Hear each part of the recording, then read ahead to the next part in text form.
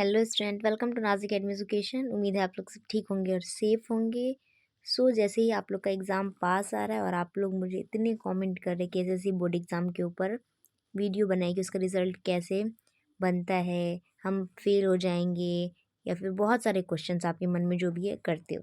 तो आज जो वही क्वेश्चंस मैं आपका यहाँ सॉल्व करूँगी कि आपका जो एसएससी का जो ये होता है रिज़ल्ट होता है वो कैसे डिज़ाइन होता है। ओके, और आप उसमें फेल होने के चांसेस कितने होते हो या फिर नहीं हो सकते। So let's start.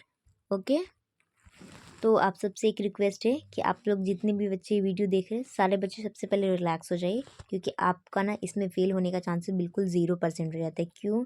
क्योंकि देखिए, आप महाराष्ट्र बोर्ड का ना एक रूल है, क्या है? Combined passing rule. ठीक है, इस रूल को ना हमेशा याद रखना।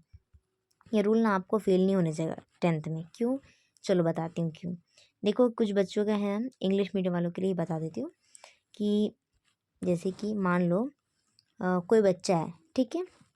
चलो आपका टोटल सब्जेक्ट देख लेते सबसे पहले। तो आपका सबसे पहले सब्जेक्ट आ जाता है कौन कौन सा? इंग्लिश। ओके, देन आ जाता है आपका हिंदी, ले लिया। उसके बाद आता है मराठी, हो गया। उसके बाद आता है मैथ्स, उसके बाद साइंस, है ना।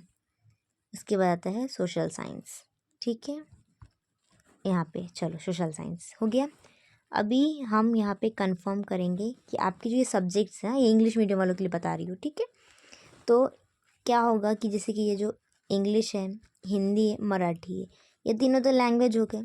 तो अब लैंग्वेज में ना एक रूल है। क्या रूल है? रूल ये अप्लाई होता है कि जो भी बच्चा, यानी कि जो भी, समझ रहे हो ना, कोई भी बच्चा इंग्लिश में, मान लो उसका इंग्लिश बहुत ज़्यादा स्ट्रॉन्ग नहीं है, वीक है।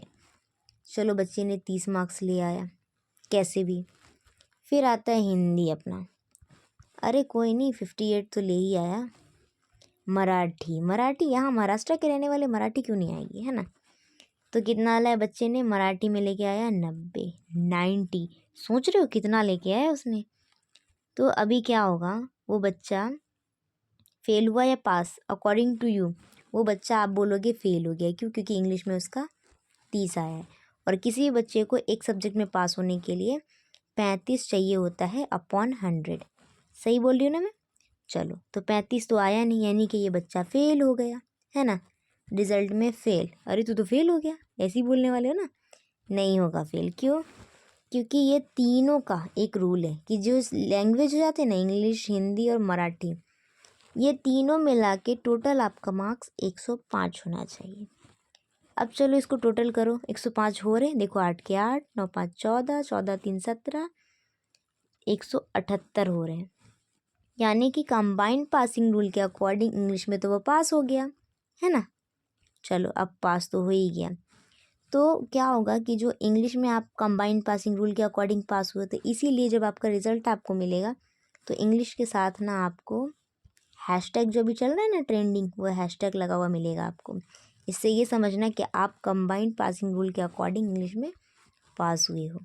ठीक है, चलो तो ये तो हुई हमारे लैंग्वेजेस की बात। अब आगे चलते, जो आपके सबसे बड़े दुश्मन है मैथ्स और साइंस, ठीक है, जिनका फेवरेट है उनको छोड़ के बोल रही हूँ। तो आपके दुश्मनों ने प्लान बना रखा है आपको फेल करवा के रहेंगे, है ना। दुश्मन कभी भी भला चाहे क्या? किसी का नहीं ना। तो वैसे दुश्मन है ये दोनों। तो साइंस जो है आपका दुश्मन, ठीक है, साइंस आपका दुश्मन। मैथ्स, चलो कोई नहीं, मैथ्स हमारा फिर भी स्ट्रांग है। हमने मैथ्स में लाया कितना? 80। साइंस में लाया, नहीं हो पाया, मुश्किल से 20 आया यार, क्या ही करेंगे। यानी कि अब आया, अरे मेरे को तो 20 मार्क्स का ही लिख के लाया है, मैं तो फेल हो गया साइंस में, ऐसा बोलोगे ना। लेकिन एक रूल है। क्या रूल है? ये दोनों ना एकदम जिगरी दोस्त बोल सकते हैं, या तो बोल सकते हैं भाई बहन है। भाई बहन नहीं, चलो भाई भाई करते हैं, या तो बहन बहन है ये दोनों। हाँ, तो क्या होंगे इन लोग? ये लोग ना अपनी हर चीज़ शेयर करते हैं, एक दूसरे के साथ शेयर कर लेंगे, है ना। देखो साइंस में आपने नोटिस किया होगा, मैथ्स में नोटिस किया होगा कि, है ना, साइंस में मैथ्स आता है कि नहीं आता है? आता है ना। तो इसी तरह शेयर करते हैं, मार्क्स में इन लोग शेयर करते हैं। अब कंबाइंड पासिंग रूल क्या कहता है कि आपका जो ये 2 सब्जेक्ट है इन दोनों का मिला के टोटल मार्क्स 70 होना चाहिए। अरे मैं तो पास हो गई क्योंकि मेरा 80 अकेला मैथ्स लेके आ गया। इसके 20 का मेरे को कुछ नहीं करना, मैंने 80 लाया, अकॉर्डिंग टू जोड़ के 100 हो रहा है। कंबाइंड पासिंग रूल के अकॉर्डिंग मेरे को 70 चाहिए था, मैं तो पास हो गई। यानी कि आप क्या होंगे, आप दोनों सब्जेक्ट में पास हो जाएंगे।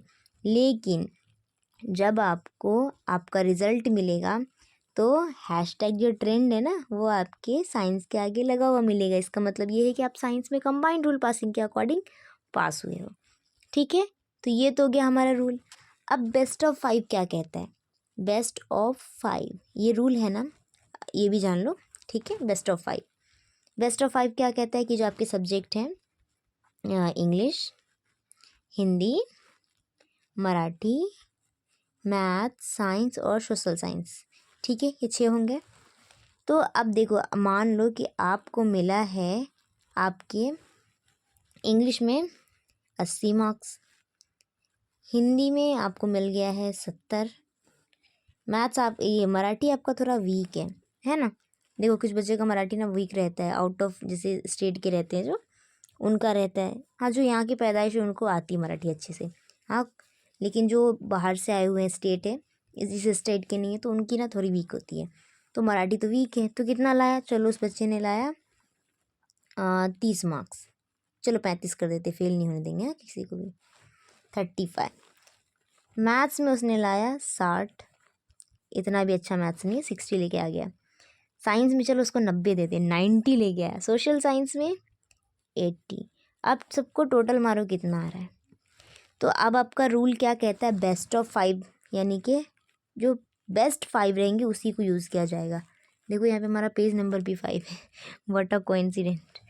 ओके, तो देखो क्या होगा, बेस्ट ऑफ 5 वाला जो ये रूल है ये अप्लाई होगा, यानी कि इंग्लिश, हिंदी, मैथ्स, साइंस और सोशल साइंस, ये 5 सब्जेक्ट के ही नंबर जुड़ेंगे। अब आप बोलोगे मैम ये 35 क्यों नहीं, क्योंकि हमने तो ये भी लाया है ना। तो मैंने क्या बोला, ये बेस्ट ऑफ 5 है, यानी कि जो बेस्ट 5 रहेंगे उसी को लिया जाएगा।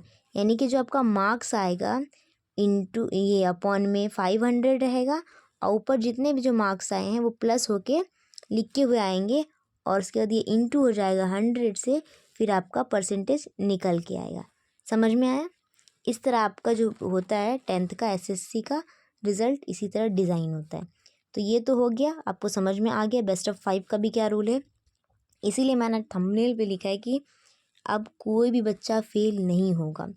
मान लो कोई बच्चा है उसका ना सारा ही सब्जेक्ट वीक है, क्या कर सकते हैं ना, और उसने ना उस बेचारे को डर है क्योंकि ना वो पढ़ाई नहीं करता था और साल भर उसने टीचर को परेशान किया है।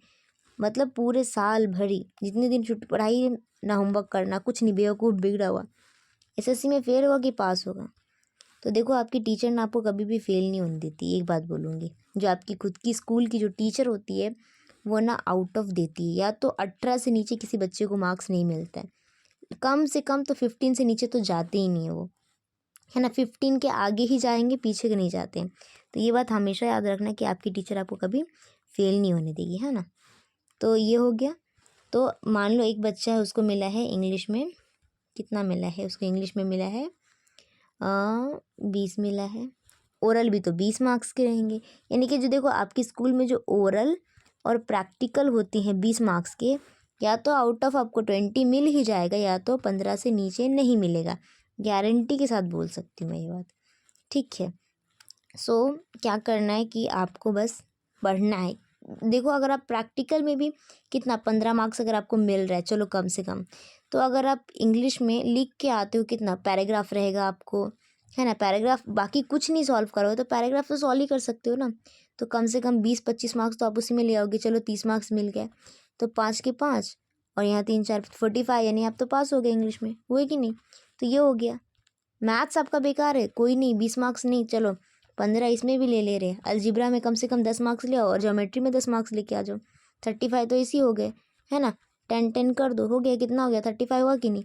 यानी कि आप तो मैथ्स में ही पास हो गए।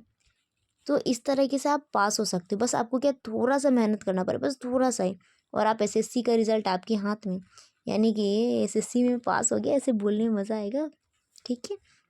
तो इस तरीके से आप पास हो जाओगे एसएससी में। चलो ये हो गया। और देखो अब एक और बात बोलूँगी कि जो बच्चा कुछ नहीं लिखेगा, कुछ नहीं मतलब जैसे लिख रहे ना ज़ीरो, ज़ीरो मतलब ज़ीरो ज़ीरो ज़ीरो, कुछ नहीं लिखेगा तो क्या होगा, उसका परसेंटेज भी ज़ीरो में आएगा, क्योंकि आपको बिल्कुल ही खाली पेपर छोड़ के आओगे तो क्या ही देंगे कोई।